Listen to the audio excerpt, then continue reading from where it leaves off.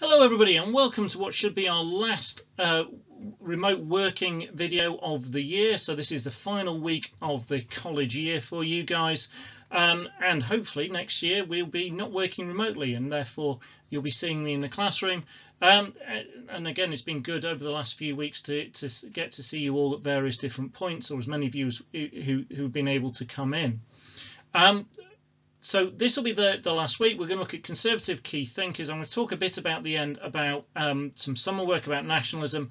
There will be lots of videos coming out on nationalism for you to work out on through the summer. So it won't be the case of finish this week's work and then stop completely until August, September. There will be stuff to keep you going and extra bits to be getting on with.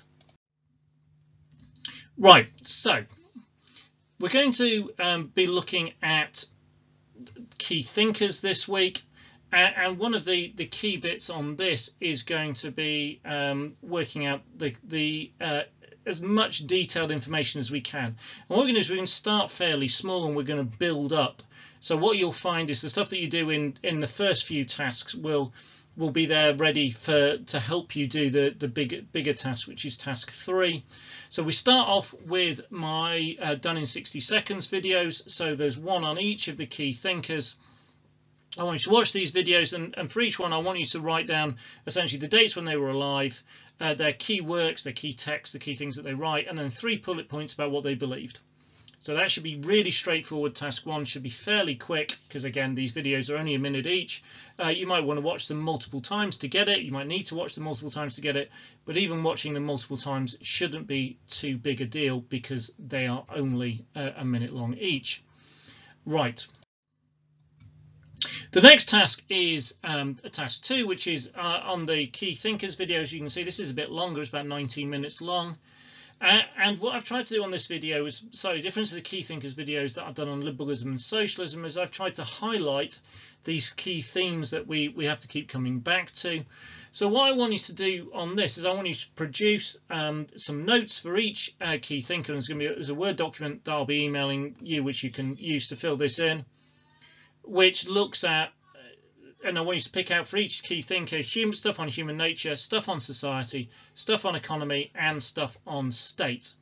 So watch it. They're highlighted on there. You should be able to pull all of that out. Again, you're going to want to stop it, rewind it, probably watch it a couple of times. So this might take a little bit longer, but you should end up with decent notes on each one of the key thinkers in terms of our 4 key themes. Right, this next time I'm just going to talk to you about some of the stuff that's in the spec, and this is what the spec says you need to know about these conservative thinkers. We've got here what I termed the traditional thinkers, and then on the next part of the video we'll look at the new right thinkers. So Hobbes and Burke are definitely traditional conservative thinkers. Oakeshott is kind of on the cusp in between traditional and one nation. I tend to see him more as one nation. Some people see him as quite traditional. So Thomas Hobbes is all about order, and in his views on human nature are fairly grim. And again, we see here he sees humans as needy, vulnerable, and easily led astray. So essentially, they're likely to do bad things they shouldn't do unless there's strong order there to keep them under control. Burke, who's seen as the father of conservatism, is largely writing in response to the French Revolution, and with this he's particularly worried about what's happened with the French state when they've brought in sweeping change and then they've tried to rewrite everything on a completely new type of state. And he's saying, well, that's not how things should work. You can't just start society over again. You just can't start a state over again. Any changes should be done slowly and with great caution.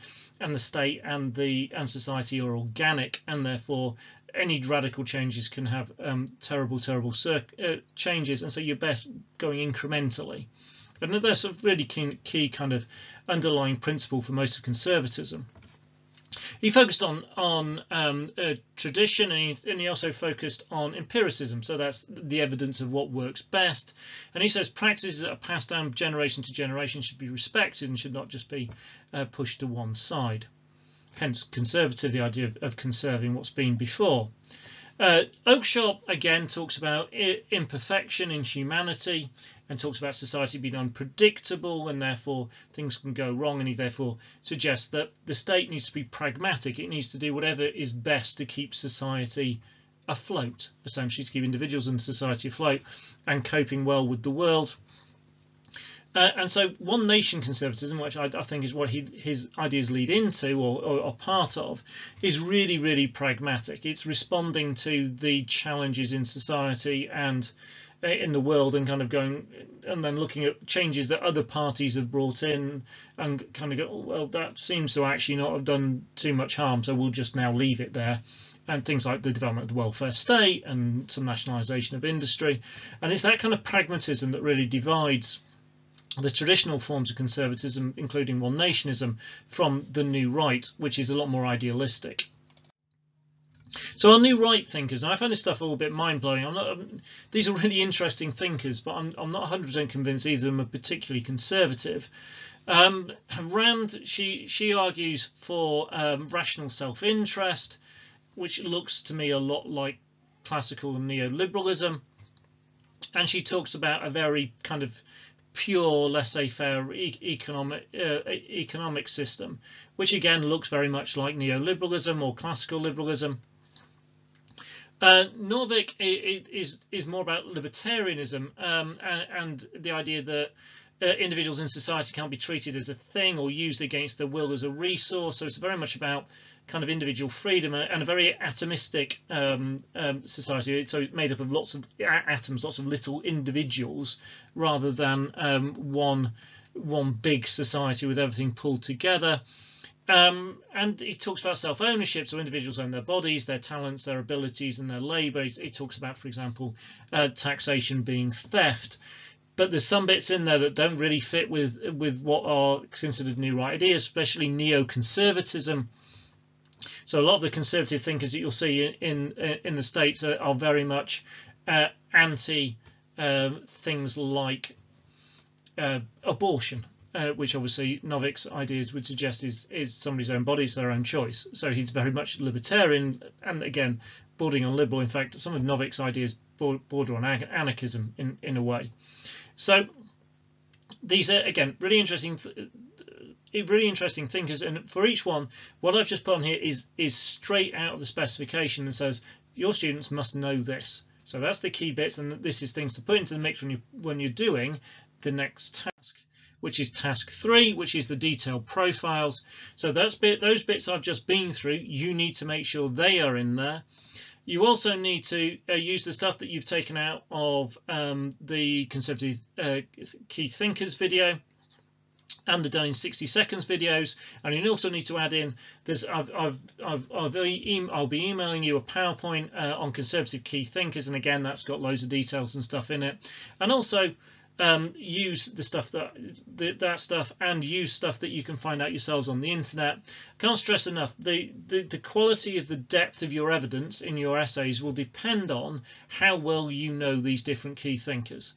So if you just know those 2 bullet points, you're not going to be able to write huge amounts about the key thinkers, so you need more knowledge. The more you can find. The videos have got lots in it, the PowerPoint's got lots in it, the internet will have huge amounts in it. And just remember, when you're creating these profiles, that for each key thinker, you need to be able to answer questions that will either be something like, to what extent do conservatives disagree on society or the state or the economy, or how much do they agree on human nature? Or the question might be something about, to what extent do one nation conservatives or traditional conservatives disagree with the new right?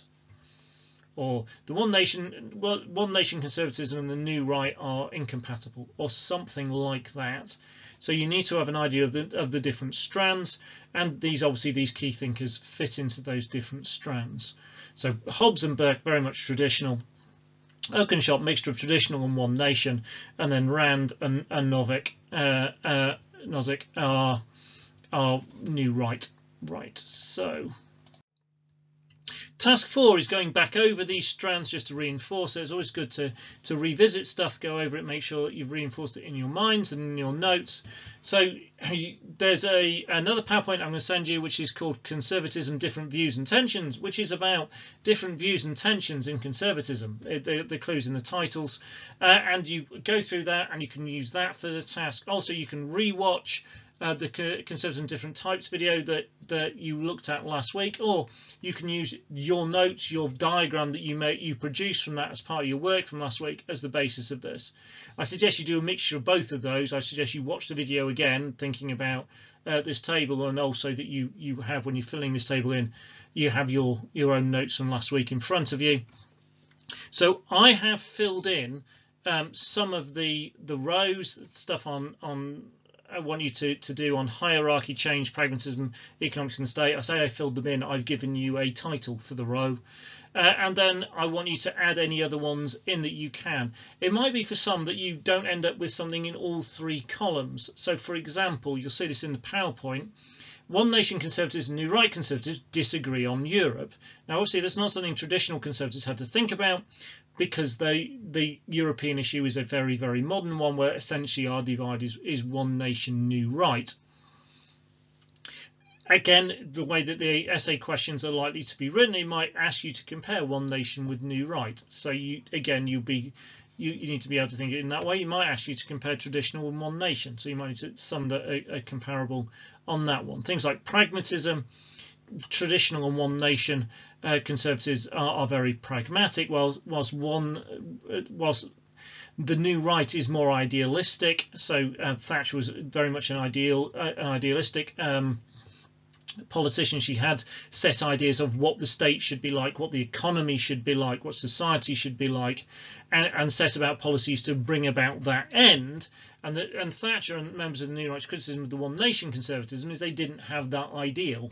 They didn't have that thing that they were trying to create, that thing that they thought the state should be, that they thought the economy should be, and therefore they were using lots of empiricism and pragmatism and just doing what worked best at that time. So you'll see a big difference in New Right thinking on that element compared to some of the earlier stuff. Right, in terms of the summer work, I've started producing videos on nationalism. You might have seen the one on nationalism, the basics, and nationalism and human nature are out already. There will be more added over the next couple of weeks. So you'll need to watch them and make notes on human nature, on society, on economy and the state according to nationalism, on the different types of nationalism, then make profiles of the different key thinkers. And one of the bits I'm going to be asking everyone's opinion on is how much of a scaffold you want me to produce for you to do that. Do you want a complete free hand to just do it as you see best using my videos, or do you want a bit more of a scaffold to it? And my hope is then when we return in August, September, we can do some recap stuff on the different ideologies, including nationalism. We'll do some talk lessons on nationalism, and you can bring all your notes in, and we can go over them and we can add to those notes. And then we're going to be testing your understanding with a series of essays on the different ideologies, just to make sure you've got the technique of how to do those, and that we're then ready to move on, which is what I want to fairly quickly, is move on to the America stuff, because it's a great big unit. America is going to be really, really interesting. We're going to be studying it with an American election just be underway in the end of the year. So that's all going to be brilliant. It does take lots of time because we have to do lots of comparison stuff as we go through, which helps us visit all the politics and government stuff from Unit 1 and Unit 2, because we have to keep comparing America to the UK. So that's why the American stuff takes that bit longer. So it should be really interesting. We're going to give that plenty of time. So the better your notes are on all the ideologies when we come back, then the quicker we'll be able to move into that. Right.